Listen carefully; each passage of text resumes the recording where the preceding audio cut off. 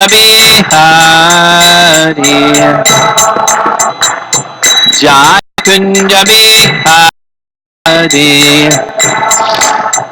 Gopi Jana Balabha Girivardhari Girivardhari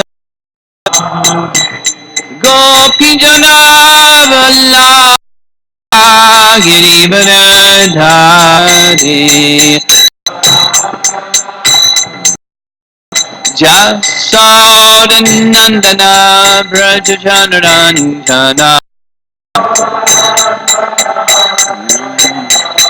Jai Banachari Jaya Radha Madhava Kunja Bihari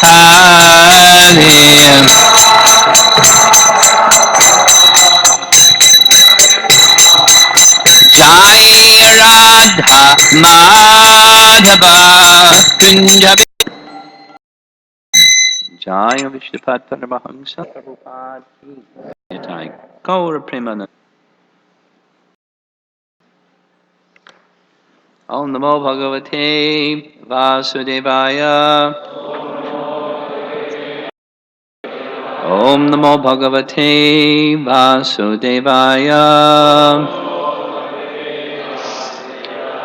Om Namo Bhagavate Vasudevaya.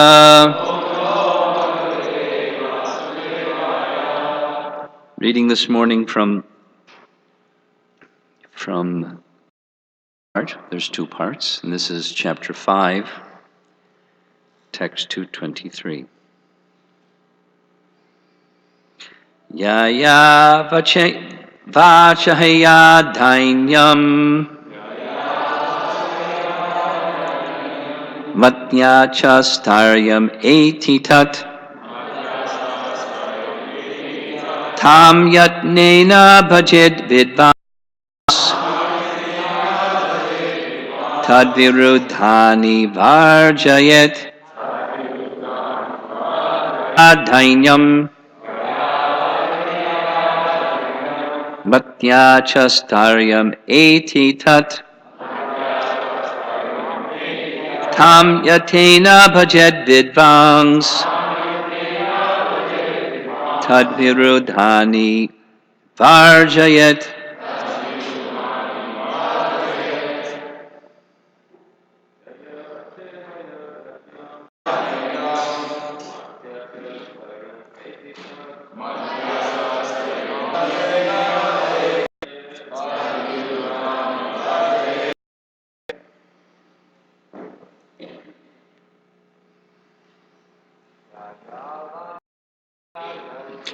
Yaya Dainyam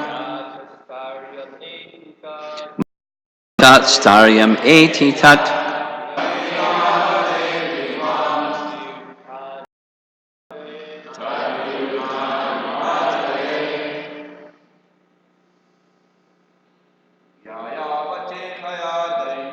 Yaya Vachaya Dainyam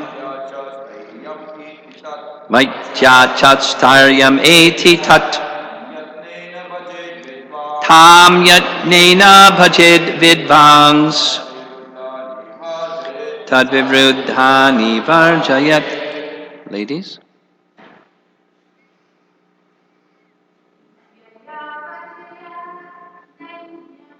Yaya vachaya dainyam Matyachastaryam eti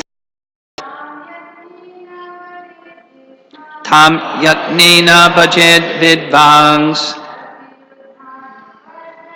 Tadvivruddhani varjayat.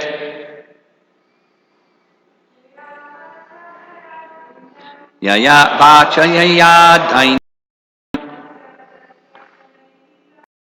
Chastaryam.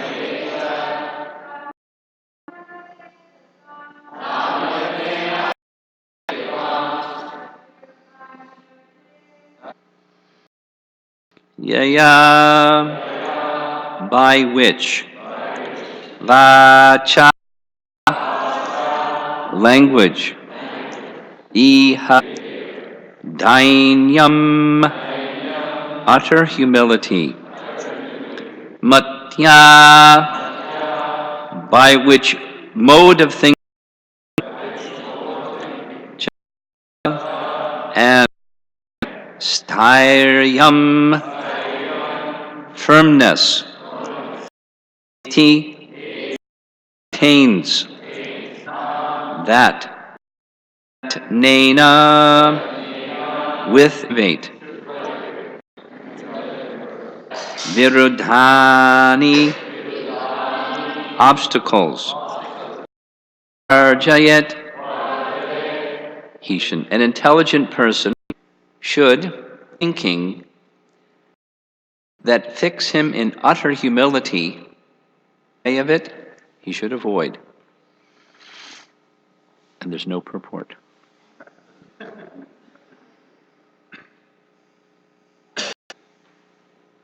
The Gopi Purana has translated it as utter humility, and the reason for that is the context. There's humility, and then there's utter humility. So that's our topic: humility, utter humility. There's somebody in the audience, it's one of their favorite verses. So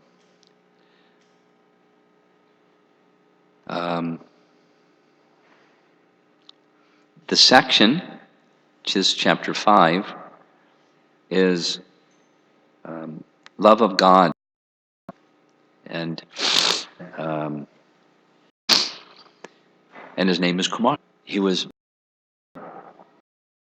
in a cowherd and other boys as time Brahmin, who regularly attracted this Brahmana, so Gopa Kumar, sought his association, and in course of time he requested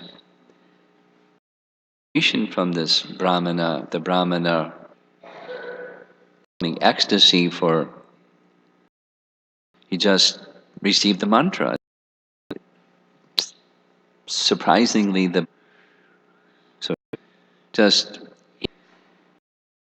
and it's the same as Madan Mohan, Madan Gopal. By the way, Sanatana Goswami, his deity was just chanted his mantra. The mantra took him to this situation, that situation, other situation, gradually, eventually at the end of, and lots of things before that. In this so it's progressive, that realization.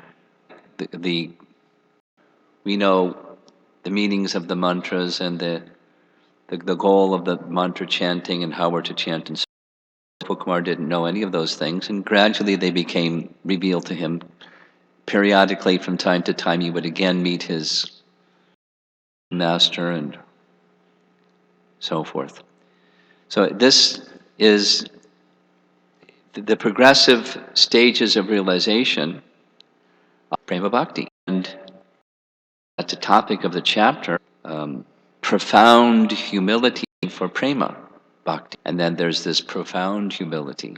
The discussion, it's in Lord Jagannath Puri, where Gopakumar is receiving instructions from Narada about worshipping Lord Jagannath, because the deity of his mantra is Madan Gopal, and Madan Gopal resides in Goloka and Dwarka. But Krishna in Dwarka towards Davan, which comes in part 1. And very kind, according to your mood of love for him, then stay here for yourself to go to the quality of Goloka, or to come before Madan Gopal. So, describing that Braja Prem, we know that Krishnaya Krishna Chaitanya Namne Gaur Tvashe Namaha. He came to give this Braja Prem. The gift, we were speaking yesterday evening, this is coordinated, by the way. Yesterday's evening was feeling gratitude for the gift that we have received. And one who feels gratitude, that's the seed of love. But if we don't know what it is that we feel any heart, then we're and recognize what we've received of feel gratitude. So the gift, Chaitanya, is the gift of Braja Prem. That's what's being. I'll just read.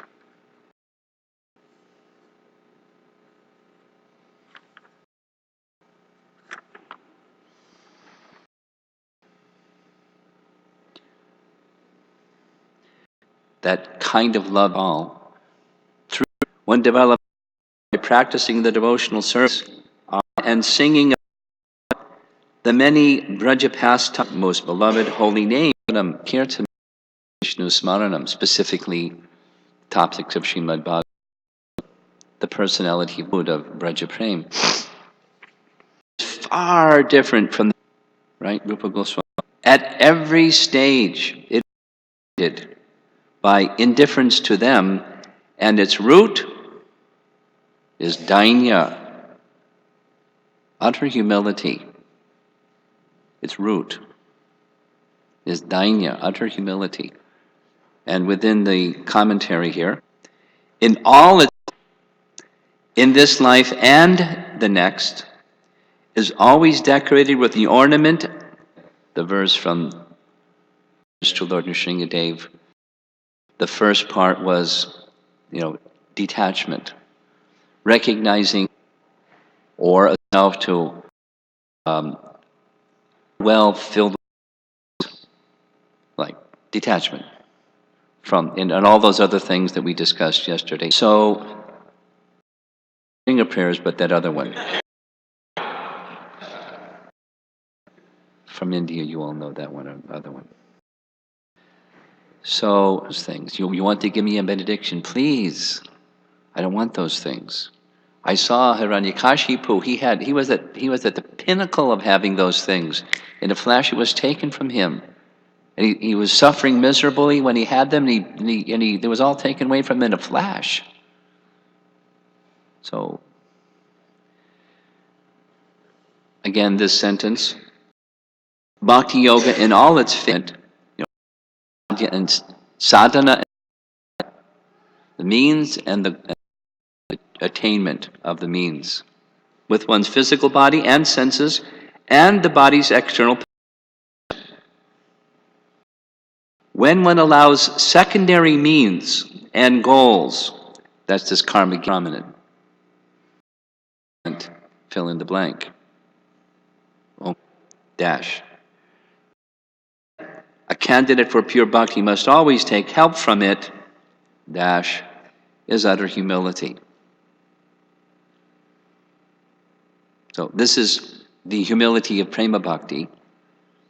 And there's, humility in prior stages. We'll hear in just a moment. But for the moment, the focus is going on the utter humility message. So below, next verse, 222. Wise men define dainya, humility, as the state in which one always thinks oneself exceptionally incapable. Anybody ever have that thought? I know some people that have that thought. Exceptionally incapable. And low, even when endowed with all excellences. Commentary.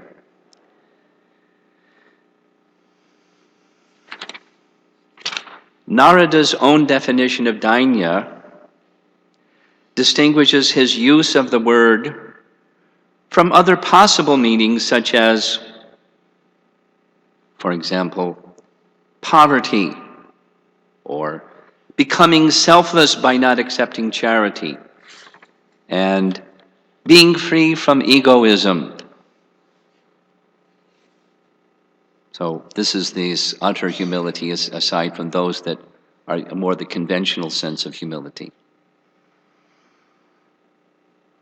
Someone might say that the quality of thinking oneself very fallen may also be seen in persons who are simply lazy, or those who abandon auspicious work, or indulge in sinful acts. Therefore, Narada specifies that one who actually has dainya is endowed with all good qualities. For instance, such a person observes positive and negative regulations. He is free of false ego, and he has a healthy fear of material life. Furthermore, though Narada doesn't say so, transcendental dainya is a state of extreme agitation that can lead one to tears and other ecstatic outbursts. Then this one, an intelligent person should carefully cultivate speech, behavior, and thinking that fix him in utter humility, and anything that stands in the way of it he should avoid. Anukulyasya sankalpa pratikulyasya varjanam. And it's not like it just chant Hare Krishna Prabhu and humility is going to descend out of the sky and it's going to happen. Rather, bhajet tam yat nena bhajet vidvangs. The vidvangs, the intelligent person, bhajet, should cultivate. Like sometimes there's this question, do we need to cultivate the qualities of a devotee? Or will the qualities of a devotee just become the decorations of that devotee? And one can speak both ways. Prabhupada speaks one of those two ways in Bhagavad Gita. Just bhakti, but the subset of bhakti, that is, what's bhakti? We were discussing yesterday evening. It's a condition of heart, or the soul itself is meant, my existence, not the covering, but my existence. Why living entities? Why do we exist? For the pleasure of Krishna. That's all. And my heart's desire is to be pleasing to Krishna. And the chanting of the holy name awakens that dormant desire, because it's dormant because it's covered by all these other desires. I want fill in the blank. Om Jagadisha Hare. Or bhakti disappears or is diminished. So bhakti is just this one thing. As we heard Narada say to Lord Nrsingadev, just this one thing. What's that? Please keep me engaged in your service. Please take away all the desires. Of course, he was already free from all the desires, but he didn't stop asking, please take away all of the desires. Because the tendency is for them to come back again. Unless it's from the heart, we just do with our mind and say, oh, I'll get rid of this desire, that desire. But the contamination, the force of Maya is so strong, we find ourselves once again in that position. Even when we do, a very thorough cleaning. Just like do a double take and there it is again. The section of third canto Bhagavatam that I've been reading is Kapila Dev's discussions with Devahuti of how to become free from attachment. In her case, the attachment to family life, but attachment. So he describes a lengthy process, and that lengthy process of understanding categories of matter, categories of spirit, we belong to categories of spirit, and then with that category of spirit understanding, cultivate bhakti. Then he goes on and says, even with that, we find ourselves back again. And Devahuti says, help, how do you overcome this back again thing? And ultimately it's mercy. So we'll come to that again. Overcoming Maya is not a singular event. I fell into Maya and then I overcame Maya. Not like that. Not like that.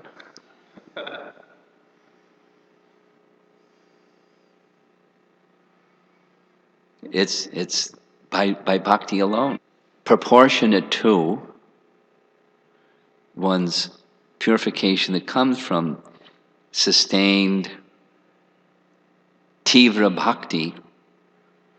Krishna sees that, and proportionate to, he removes that influence of Maya. Proportionate to.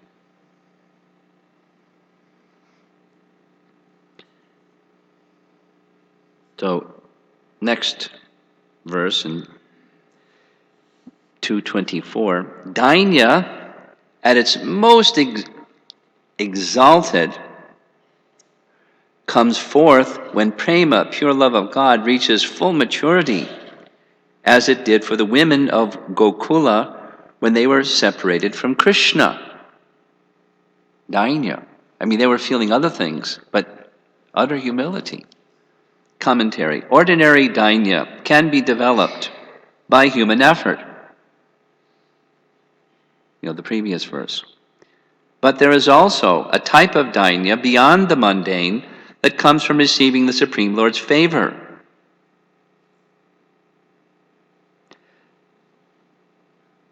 The word tu in this verse, tu, contrast these distinct kinds of dainya. Almost everyone in the material world is separated from Krishna, but most people never experience dainya because they have no prema. Therefore, they can never become free from suffering and attain true happiness. To achieve transcendental dainya, one must learn to love Krishna in the mood felt by the gopis, led by Sri Radha, when Krishna left them to go to Mathura.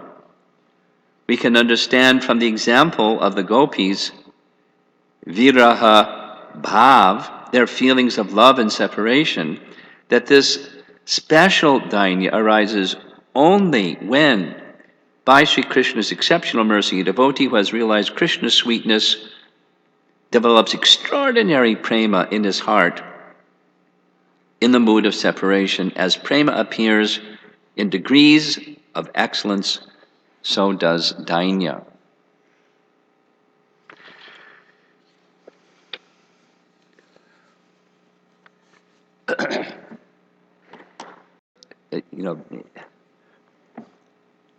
Commonly, we're not so much commonly hearing about this, the dainya feature of the gopis. Elsewhere in this Srimad Bhagavatamrita, Narada is speaking about the experience of the residents of Vrindavan, leave Vrindavan to go to Mathura. Unbearable.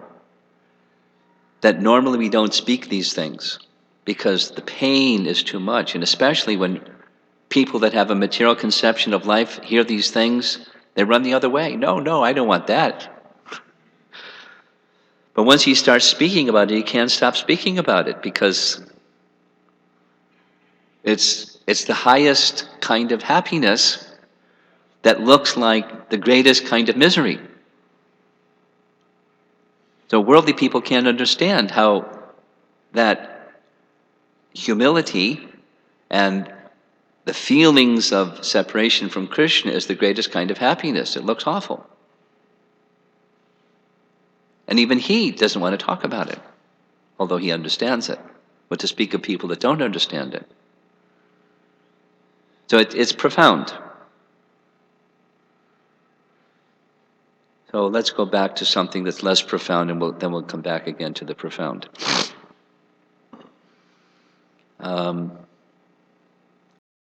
Hearing about humility in relation to the chanting of the holy name. Yes? Trinadapi Sunichena.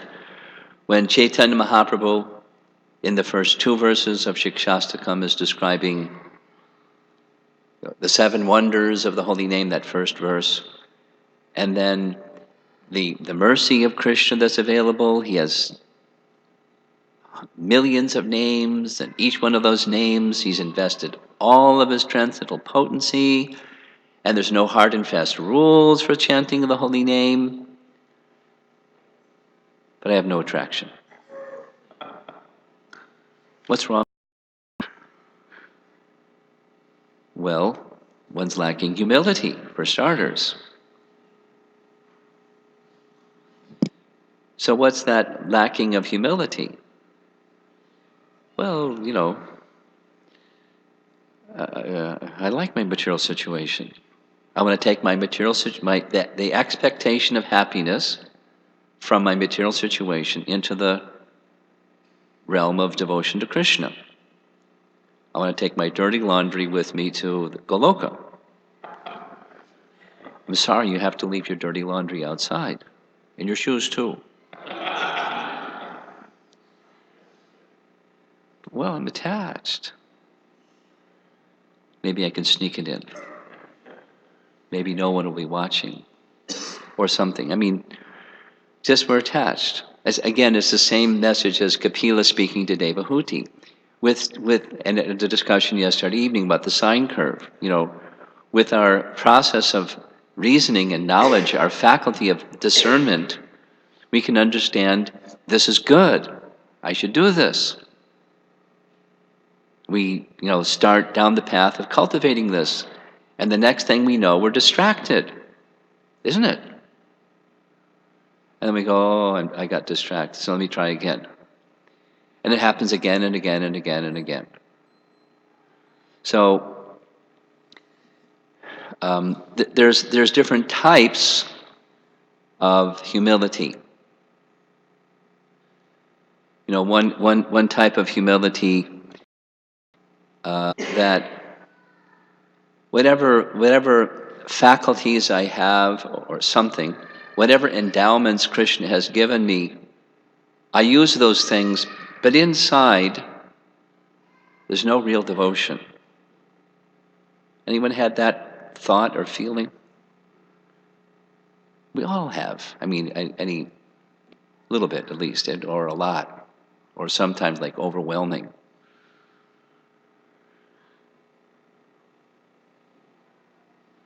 And that, there's a feeling of humility when that arises. And the tendency is to tuck it under the rug and move on. I don't like that feeling, so I just keep, doing the thing that I was doing before. Whatever it is, whatever intelligence, ability, strength, singing, dancing, organizing, doing, instead of attending to the essence. We do the external without the essence. And then, the sine curve keeps going. Making reference to discussion yesterday evening. Or there's another one. Maybe here's a real common one. I started the process of devotional service, and sooner or later, sometimes it's later, I started getting this realization. My goodness, look inside there and see all that impure thing. And then you keep looking at an impure thing, and it's not just a little bit. It's a big impure thing. I didn't even know it was there. And then it just keeps getting bigger and bigger and bigger. And then there's more of not just a little bump, but a mountain and a whole mountain range of stuff in there. You know that feeling? There's that kind of humility. Now, humility, in the spiritual conception of humility, it's an impetus. But sometimes there's another type of humility when we go into lamentation. You know, the mode of ignorance kind, where it's like Superman and kryptonite. We just get weaker and weaker. Oh. Mode of ignorance. That's not humility. That's ignorance.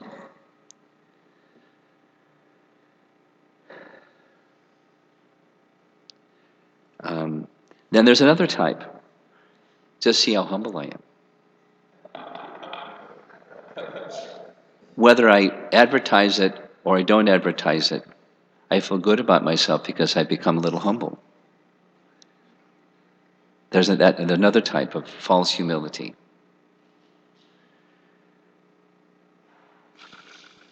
Supposing we don't succumb to the mode of ignorance kind or the false ego kind, but we stay with it. We don't tuck it under the rug, we stay with it.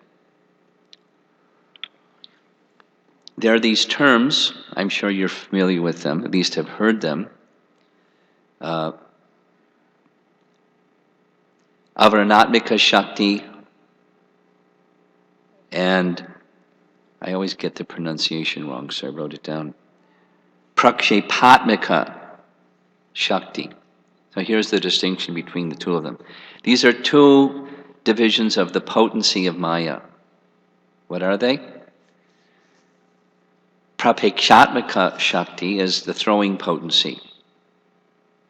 You know, the living entity is thrown into the material energy.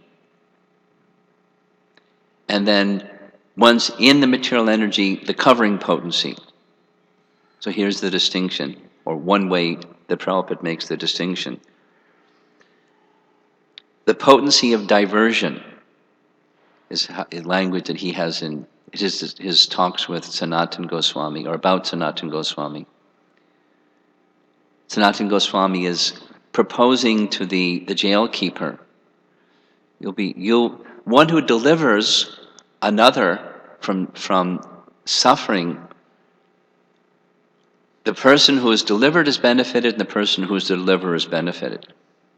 So Prabhupada comments that's the throwing potency. And so diversion, it's like, you know, our real identity and diversion from our real identity. And with that diversion from the real identity, it simply impels one to stay in the material condition. That's the description that Kapila Deva is discussing with Devahuti. The other is, then I accept another conception of who I am instead of who I am. We say upadhis, our designations, and whatever those are. There's a whole variety. It's who we aren't. We accept who we aren't to be who we are. And with that, we accept misery to be happiness. And, think it's nice.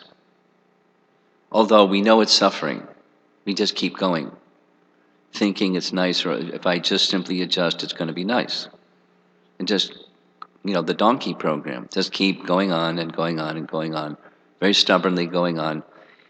Even though it's misery, we try to make it happiness. So the transcendental knowledge part is that which can, like what Kapila Deva was teaching to Devahuti, or what Prahlad is speaking, we read Srimad Bhagavatam, we can be relieved of that misconception. That's the Avaranatmika Shakti. But then still there's this other diversion. When we sit down to chant japa, and instead of paying attention to the holy name, we're distracted by, something. That's this other potency. And with that other potency, then, stubbornly we continue to try to be the enjoyer of what we're not, or, forgetting who we really are. So there's transcendental knowledge that can relieve us, the potency is there, the proper conception. We're stubbornly involved in, the essence of forgetfulness of who we really are. And stay in that position, and really soon we're going to go back to, some other contemplation, the diversion from who we really are position. And do it again and again and again and again and again. So leads to another kind of humility. Like crying. Feeling very discouraged. Sometimes there's that kind of humility.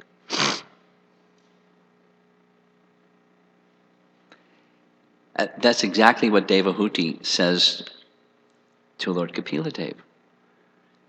She says that the Lord's energy is inseparable from him. Although they appear to be two things, it's one thing. It's him and his energy. Or it's in the case of Kapila, it's you and your energy. So one may have the discrimination, I belong to this category, not to that category, but unless the Lord withdraws the illusory energy, it's going to stay. So why doesn't he just withdraw it? Because we want it to stay. We're under the influence of Maya. The misuse of free will thing is still happening. We can't blame the circumstances or providence or something. It's our continued misuse of free will. So what's his? He agrees with her and says yes. But the remedy is this humility, combined with faith in the process and the attainments available through the process. And of course, which was what Prahlad was saying to Lord Nrsingadev. Narada's association, please. In the language of Vishwanath Chakravarti Thakur, let me just stand by the side of Narada. That's what I want. Because in his association, the illusion is gone and reality is there. How have I come to this position? By the mercy of Narada. So there's faith because there's practical experience. But the practical experience is because there's qualification. But without the heart being open, how is one going to receive even where there's qualification? In an Ayurvedic doctor's office in Bombay, and this particular Ayurvedic doctor that I've been seeing for a number of years, he has kind of like an elite fan club. From time to time, different VIP people come to his place, and he has a way with them. So one of the persons that came to his office one time was a man that had met Prabhupada. And it just really struck me. He was going on about Swamiji, I could understand he was really special, and he wasn't like everyone else, and he was going on and on like that. And I was thinking, why didn't he had those understandings, but understanding wasn't enough. The light went on, but his heart didn't move. No loss, because so many years later, whatever that was, 30-something years later, he still, has that feeling for, Prabhupada was very special. No loss. Spiritually. A loss in the sense that he didn't take further advantage, but the merciful nature of a merciful person. We'll be discussing this a little bit this evening, the relationship of daya, or compassion, and humility. They go well together. They're part and parcel of the same thing. The spiritual position, that's the same thing. One who has this transcendental humility, while it may, feel uncomfortable or stronger, it may feel painful or stronger, it may make one cry. It's a foundation for receiving. And that which is to be received is worth receiving. Unless one's heart is humble, how are you going to receive anything? I'm okay, you're okay. That's what'll happen. I'm okay, you're okay. I forget which Mayavadi sannyasi said like that to Prabhupada, I'm okay, you're okay. And Prabhupada said, you are not okay and I'm okay. Something like that. Swamiji, how can you speak like that?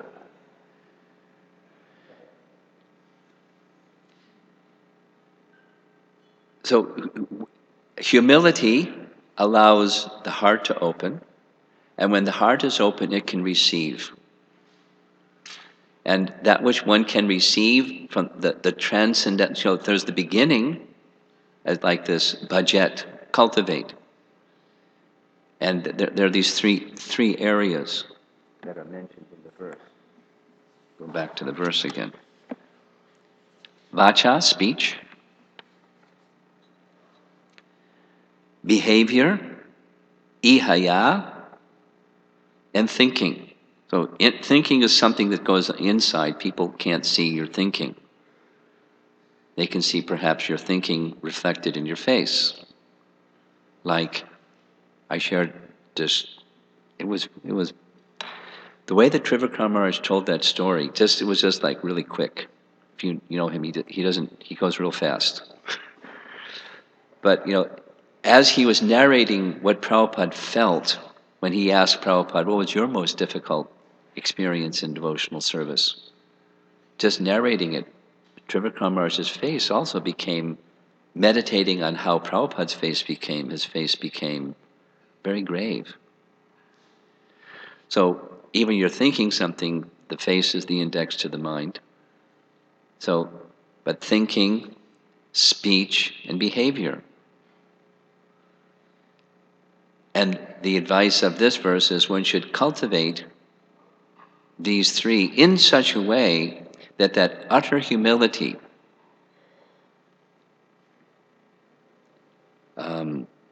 becomes fixed.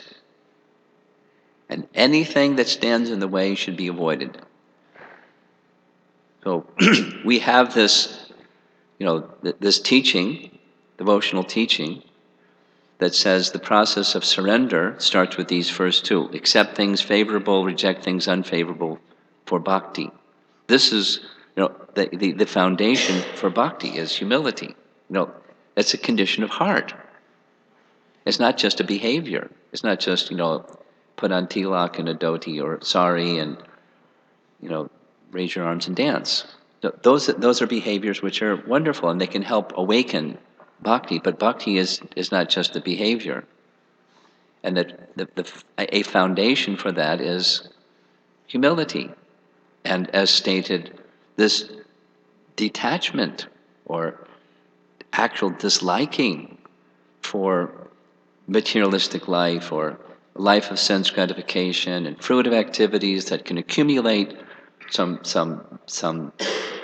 wealth, and then with wealth, then I can get some stuff, and then I can be happy, and I don't have confidence in that. Prabhupada said it this way: a devotee by nature is materially pessimistic and spiritually optimistic.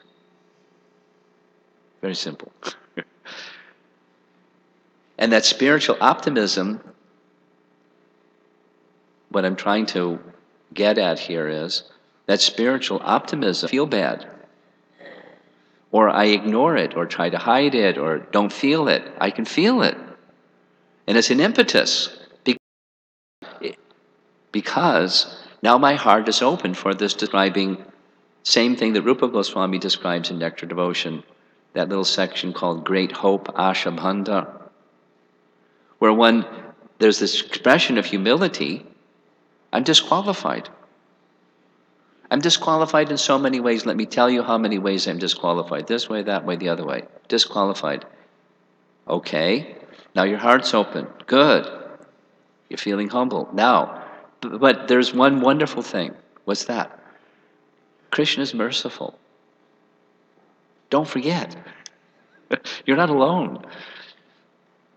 Bhakti is you're not alone. You're with Krishna. And and by your side is the representative of Krishna. And they're carrying Krishna's mercy. Those representatives of Krishna are carrying Krishna's mercy. So let me stay in close association with those merciful associates. Mercy, and having my heart open and receiving mercy, I'm not feeling empty. I'm feeling maybe not qualified for this mercy, but here comes the mercy. And this utter humility, or profound humility, is the gift that Lord Chaitanya wants to give, that profound humility of love and separation, the intensification of feelings of love through separation. But there's no feelings of separation unless there's attachment. And how do you get the attachment? You have to the heart has to become pure. How do you get the heart pure? You go back. Vishwanath Chakravarti say the same thing in a different way. Two other ways. Vishwanath Chakravarti Thakur, in his Madhurya Kandambani, describes that the 9 stages of bhakti start with Shraddha and they end in prema, but one way to analyze is just different categories of faith. Faith and faith and faith and faith and faith and faith. Then the mature stage is prema, and the beginning stage is Shraddha. But just go by different stages of maturing. That's the seed. Similarly here, humility. So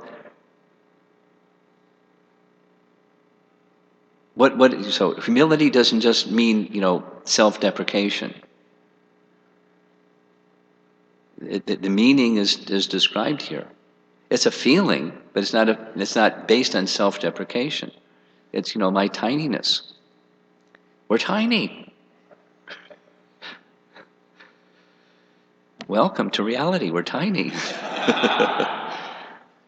And we're in this sea of material energy. And the sea of material energy, by bad association, we're attracted to this being the enjoyer of the sea of material energy. That propensity is there. That's the prapekshatmika shakti. I'm under that influence of Maya, thinking, there's some opportunity for enjoyment here.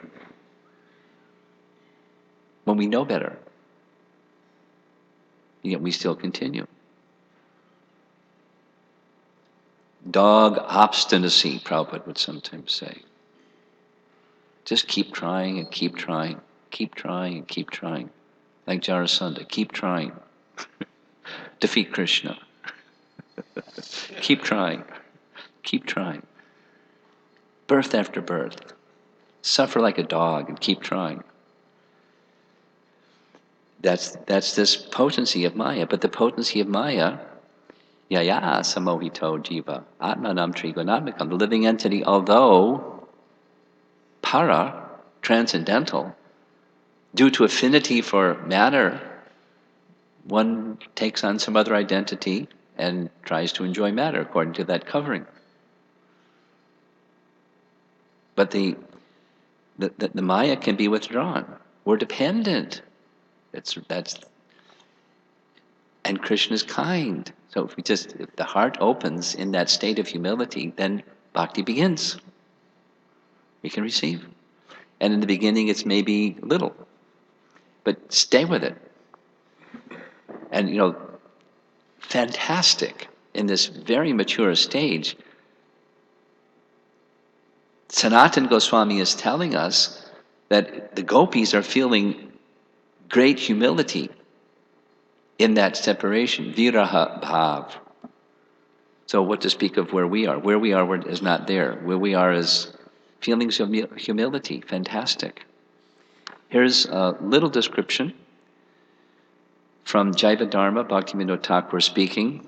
It's in, the Sharanagati. He is describing these 6 elements of surrender, and specific to dainya, humility. The bhakta must develop the sense of karpanya, or humility, which makes him feel poverty-stricken, meek, and lowly.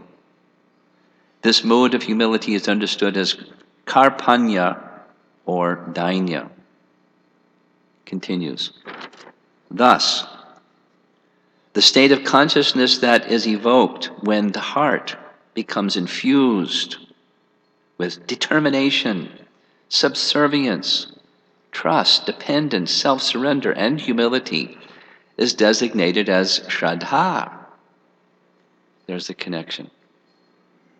Shraddha and Shraddha and Shraddha and Shraddha, and different stages of it, depending upon these stages of, you can say, for our discussion, humility.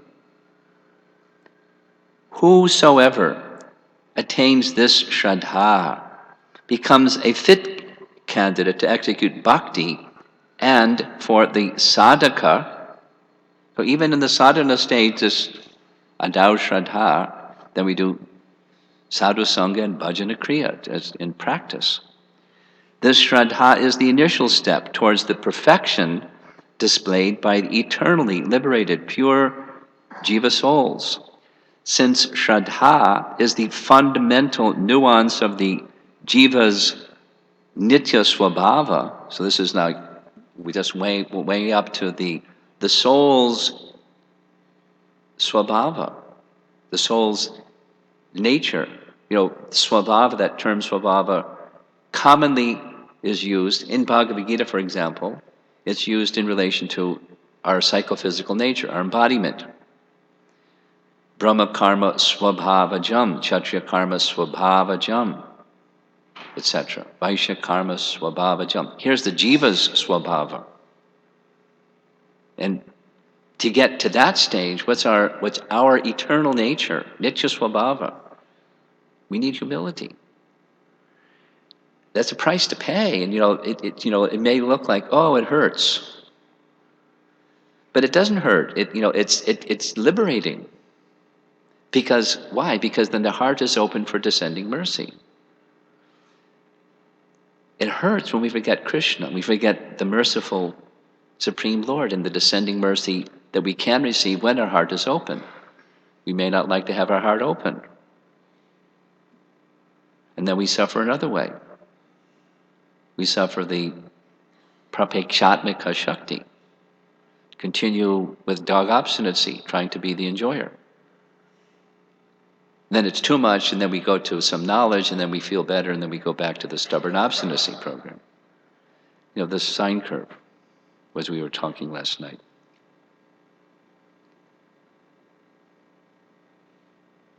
All other variations of dharma of the jiva are naimittika. This is a term that both Bhaktivinoda Thakur and Bhaktisiddhanta used, and it's in Chaitanya Charitamrita as well.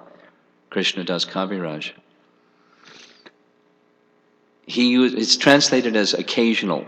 So, we have a body, and we have our varnashram dharma. We have our duties according to varna and ashram. And we do them because we have our nature. If we don't acknowledge what our nature is, how are we going to become purified? We'll do, as Krishna says, someone else's duty, or whatever. And it's not what Krishna wants.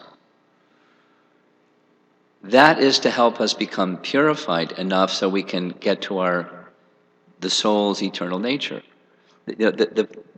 It's just a cascading of mercy that at every step, some position of humility and positions specific to this morning's class, the topic.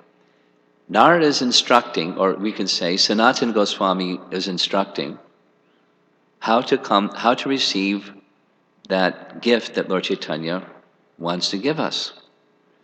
It's available through the holy name, but we have to orient ourselves properly to the holy name. That means the heart has to be in proper regard for the holy name, and the circumstances of life that come our way, that's to help us in our feelings of humility recognize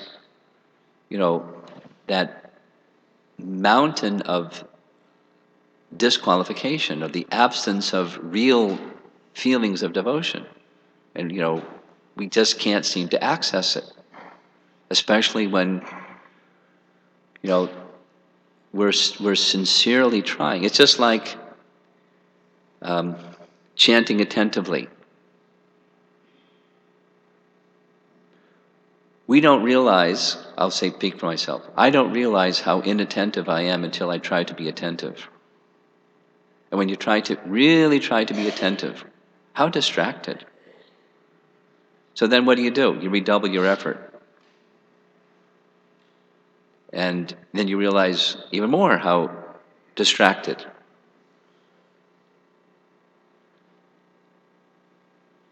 So you can get, you go into lamentation, or you can feel despondent, or one of those. But then there's this other option. Like Rabindra Swarup Prabhu, some of you attended the retreat or the seminar that we had in Gitanagari over Labor Day weekend. The greatness of littleness. Remember that one, Rabindra's? The greatness of littleness. It's great feeling little.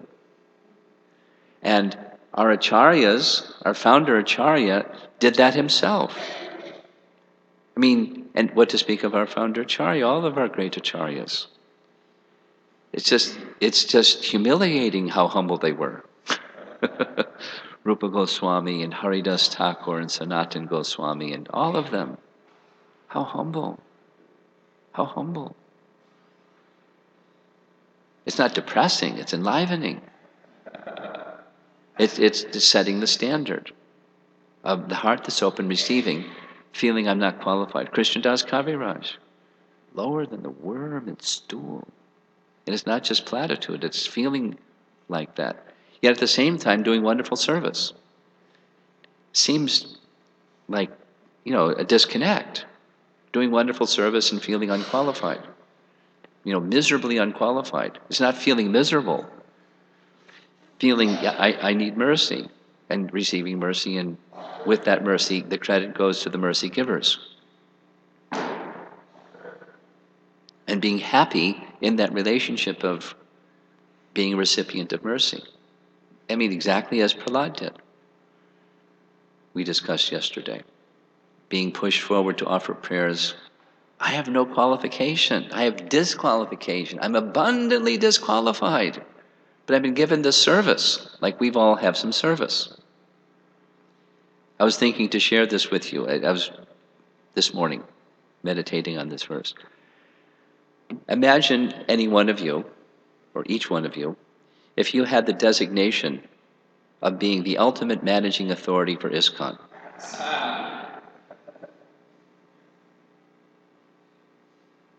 And realizing you don't have the qualification. But the service has to be done. So how are you going to feel? Yay, I'm the ultimate managing authority. Although I'm disqualified, yay. You're not going to feel like that. You're going to feel very humble. And if one is feeling otherwise, that's a disqualification. One who's feeling humility, it's at least the beginning of a qualification. And, anything else. We all have some service.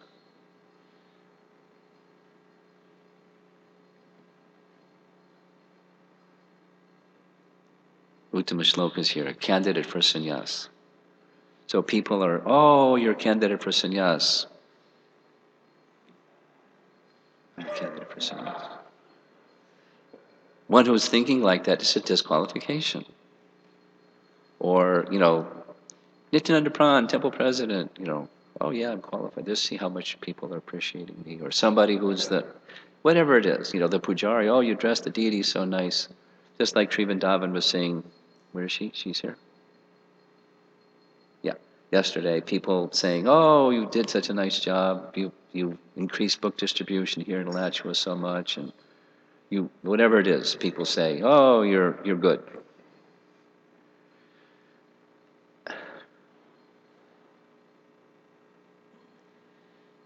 How do we, and it's part of our culture, that we respect devotees.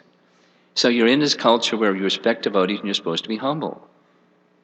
What do? You don't run the other way. That's impersonal. How do you stay humble? And you can just go on the internet and say bad things about people and hear people say bad things about you. That's one option.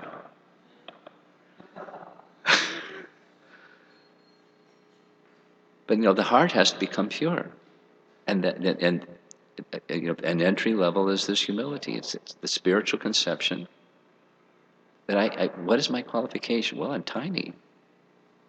I'm Krishna's part and parcel, and He's most merciful. And my dear devotees, whatever level of humility you have, please understand there's more waiting for you. And there's more waiting after that, and there's more waiting after that. What we're hearing in this little section is, the gopis, where they're honored by Lord Chaitanya Mahaprabhu and the Goswamis and all of us, the most exalted, and they're feeling most humble. Most profound, utter humility.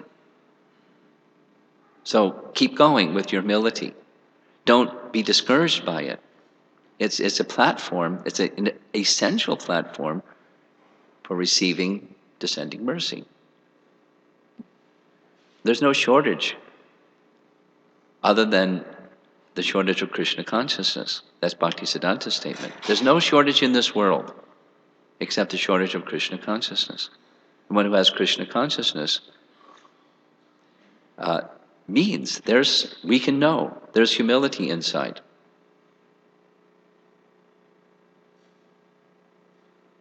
And our great acharyas, Sanatana Goswami delivering this message, Narada delivering the message, Gopal Kumar, the recipient of the mercy of the mantra that he's been given, he realizes the fullness of it because of that humility.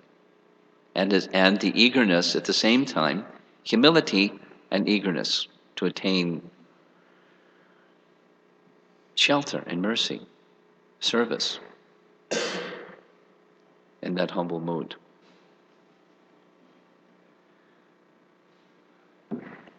So any comments or questions? Yes?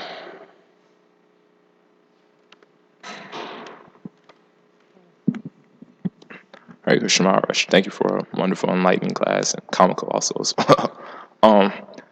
You pretty much answered all my questions, but maybe you can expand on them. Because usually when the Swamis come here and Maharajas like you give usually contemporary examples to kind of illustrate certain points. So I appreciate it. And a couple of examples I want to give is that I appreciated one of my brother's answers, how we could be grateful for and humble with everyone. But before I get to that, there was a similar incident that happened like a couple of months ago.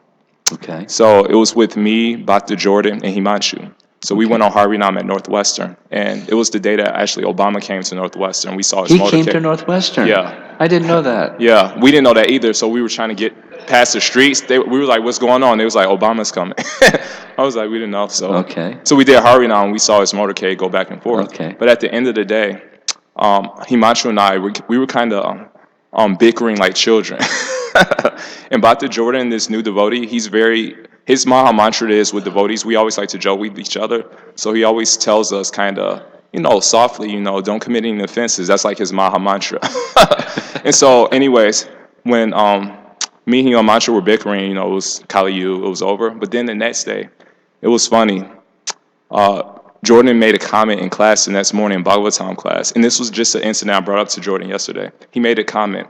He was like, maybe I should, I realized that I should lower my standards with devotees because everyone makes mistakes. So then me and Himanshu, a couple months ago, we were thinking he was talking about us the previous day. And so last night, I just told Jordan, I brought this incident up now. I told him I was thinking of telling him that I would have told him we shouldn't worry about, other devotee standards. We should worry about our own standards. But then I know that was, I've made mistakes like that in the past, but I never told him that because I know it was Maya instructing me. So I never told him that. So that was one point I appreciated. And another point with my brother, Himanshu once asked my brother, he told me, how can I stop finding faults with devotees? I've heard that question before. And so my brother gave a very nice answer. It's kind of related to Vyasa Puja, actually. He said, suppose, we may not have a problem now, but he said, suppose if we were to get up, in public and announce all the sinful activities we did in the past, that way we could be humble and grateful for everyone. And so then Himanshu was like, ouch. So I appreciated that answer. So that's a nice answer. Someone else. Yeah, right behind you. Thank you. Thank you, Maharaj. It was really deep topic. Especially I appreciated the point you made commenting, referring to Prabhupada's comment that devotee is pessimistic about material life and optimistic about spiritual life. And also it's explained in the first canto of Srimad Bhagavatam that devotee like Maharaj Parikshit is a realist. And so, help me to understand what realist means. So, pessimistic about material and optimistic about spiritual makes one realistic. So, thank you, Maharaj, for that connect in my mind. And the question I wanted to ask is what you referred to, how it is possible that the most exalted devotees like Bhaktivinoda Thakur, Narottam Das Thakur, and all our acharyas, they speak about themselves in such a derogatory way, even though they're really so exalted. And normally, I know by experience, when I come in the association of very exalted personalities, naturally I myself unqualified. And so I was wondering, is that the case with all these exalted personalities that they compare themselves with, the residents of the spiritual world or something? Is that this is the reason? What would be the real reason why they feel so humble? My understanding is it's not comparison. It's just a feeling. Say it the other way. Comparison, my understanding of comparison is it's material. Themselves with other devotees.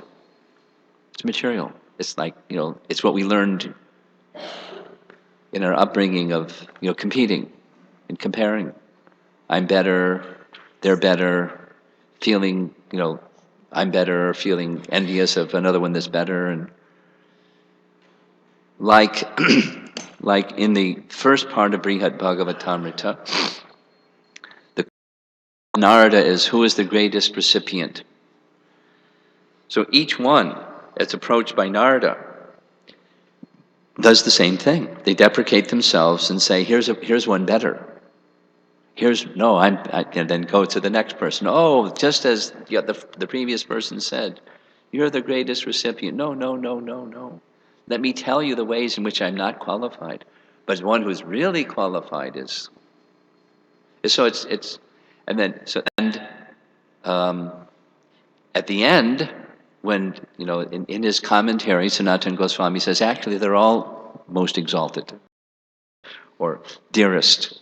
But then we have this, transcendental, perfect, more perfect, most perfect, and transcendentally we say the gopis are, the residents of Vrindavan are most perfect, and amongst them the gopis are most perfect, but they're all perfect. So it's more a feeling of heart than it is comparison. I mean,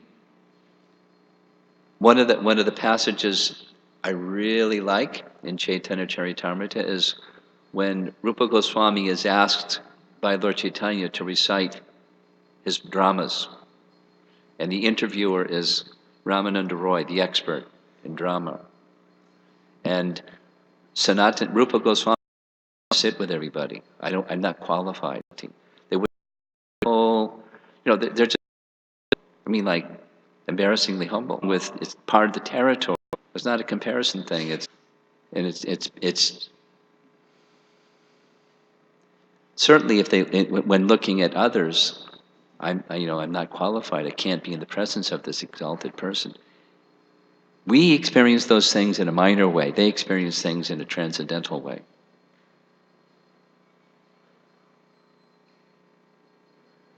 Like I'm sure you have heard, or the devotees here in the audience have heard, the glorifications of Prabhupada, memories of Prabhupada, and maybe 7 out of 10. The person said, came before Prabhupada, I felt through me contamination, and I felt the power of the presence of, let us stay in closest of our founder Acharya, and those who are nicely representing him, and that quality is not just by comparison.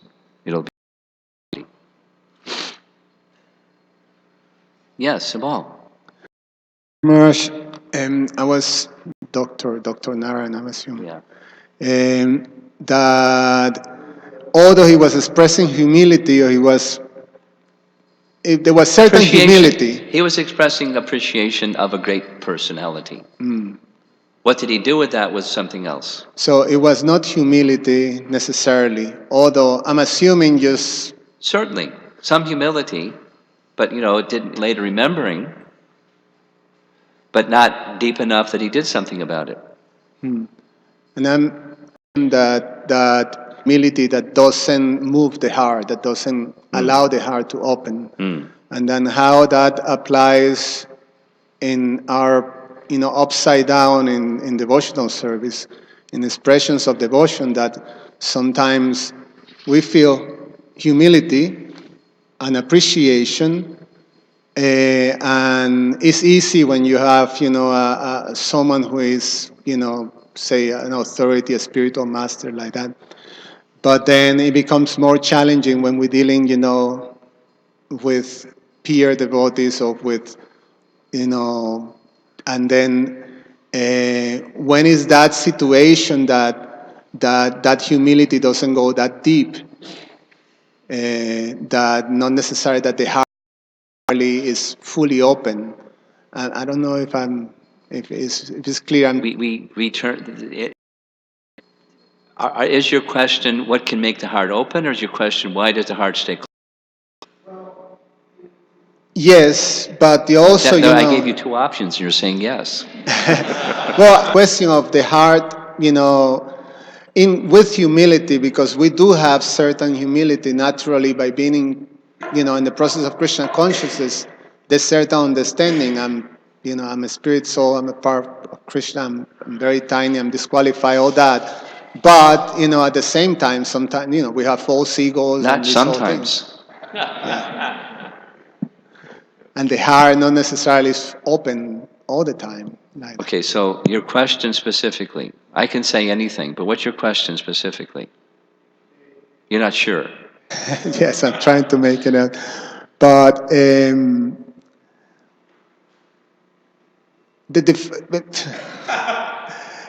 we're in the situation, our situation, how it really applies to us, or what do we do when in those situations of finding our heart is closing in the relationship with the devotee? This is Hemangi's question from yesterday. Where's Hemangi? This is the same question, isn't it? Were you here last night? Listen to the recording. But I'll summarize. Stay in the association of qualified devotees, sincere, on the path to Krishna devotees. Stay in that association and the heart can open. It doesn't guarantee it, but it's more likely to happen than otherwise. You've heard me say probably multiple times. This is, it's not a Puranic thing, it's an observation. Many people join the Hare Krishna movement with their mind. And therefore, there's unsteadiness. So we have to go beyond the mind because the mind is chanchala. That's the sine curve. And sometimes, and sometimes, and sometimes, and sometimes. So how do we open the heart? Well, we discussed last night gratitude. Her question was when the heart becomes closed and that sense of gratitude seems to be gone, what do you do? The other question she asked was, when you're extending care to someone, you see that their heart has closed, what do you do? So what do we do when we're heading in a downward spiral? It's a great opportunity in one sense. You call out and take association and call out again and take shelter of those things that touch your heart, like whatever it is. For you maybe it's kirtan, and somebody else it's reading Srimad Bhagavatam, somebody else it's deep prayer, someone else it's something or something. But in the company of devotees, in the company of like-minded persons. And someone may say, well, I don't have any friends, I don't have any like-minded persons. That's the Maya taking that stick apart from the bundle and more easily broken. That sense of disconnectedness is it's one of Maya's tricks. So, don't say yes to that. Say no to that and move to the association of those that that have that sense of gratitude, that sense of faith, that sense of hope. And devotees will do that. And if devotees don't do that, they get broken. And it's very painful. Or even bent. And it's hard to take the bent back into shape, but that's what to do.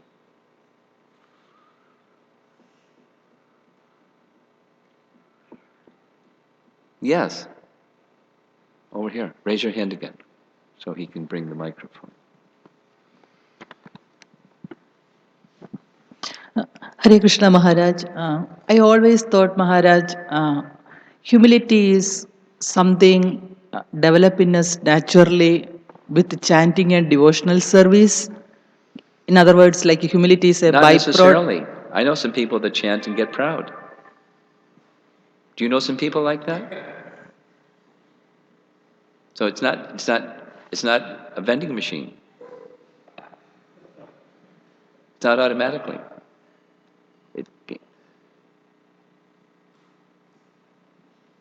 Lord Chaitanya indicates one should cultivate that. And this verse is saying also, bhajet, one should cultivate that.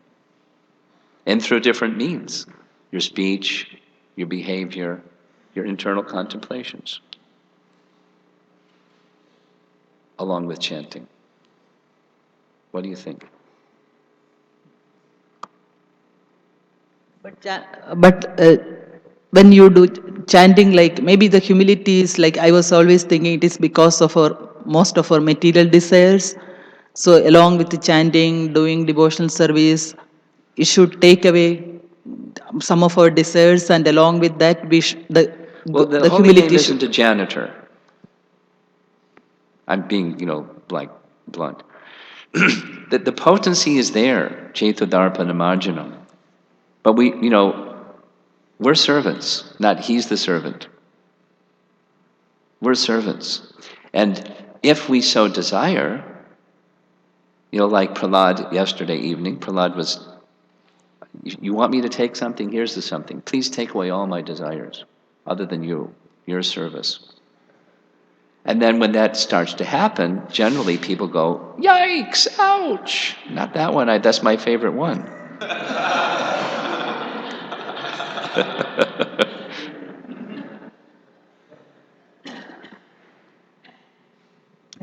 Okay. It's a relationship. We're the servant, he's the master. Last question over here. It's now 9 o'clock. So my question is, like sometimes, there's a conflict in my mind. So I like the Bhakti Marga, but the conflict has been that am I spending too much time following the Bhakti Marga, or is the Karma Marga more important where I can work towards upliftment of, the poor people or making a difference to the society? So it's been like bothering me for quite some time. It's a matter of faith. The question you're asking, the answer to it, it's a matter of faith. Okay. And one should not act artificially beyond one's capacity of faith. In other words, my position may be here, like you're describing. Someone else's position may be here. The ultimate attainment is way up there. I can't pretend to be way up there and just march along like I'm way up there. I'm here. But when I'm here, let me know that I should know. That's the goal. So let me work here in such a way I can get to the next stage. So let my faith grow naturally. So what can I do to harmonize, like between the karma, what I really want to do for the betterment of society, and also my, follow the bhakti marg in a sense. Try to connect one with the other. That is to say,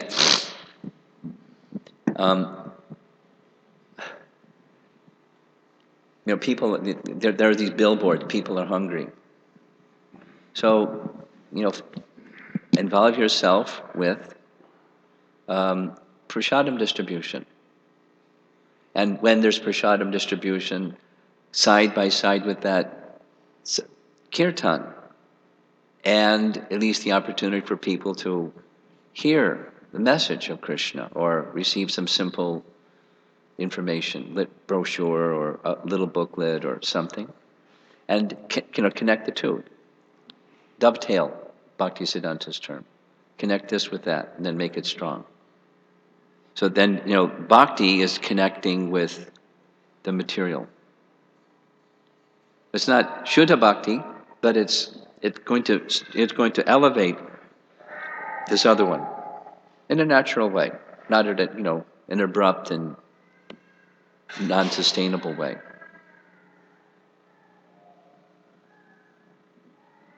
And if you're not clear how to do that, you can consult with those that are experienced devotees, and they can help guide you how to do that. Okay. Srila Prabhupada ki jai.